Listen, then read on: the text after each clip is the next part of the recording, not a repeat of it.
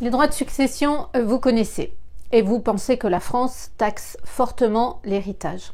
Eh bien, c'est faux.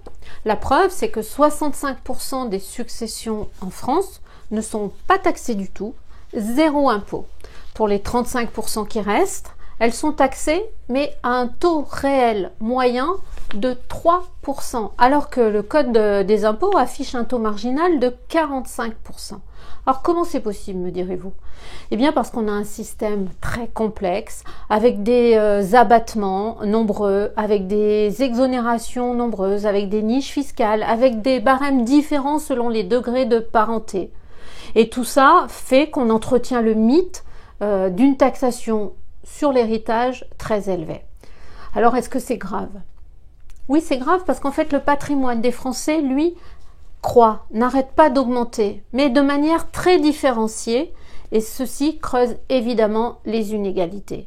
Et la part des biens transmis par donation ou par succession pèse de plus en plus lourd dans le patrimoine.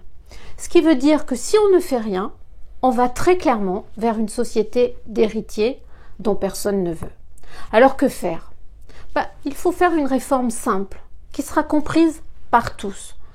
C'est la proposition que nous faisons, c'est de dire que chacun, chacune, tout au long de sa vie, va pouvoir recevoir sous quelque forme que ce soit 300 000 € sans ne payer aucun droit de succession.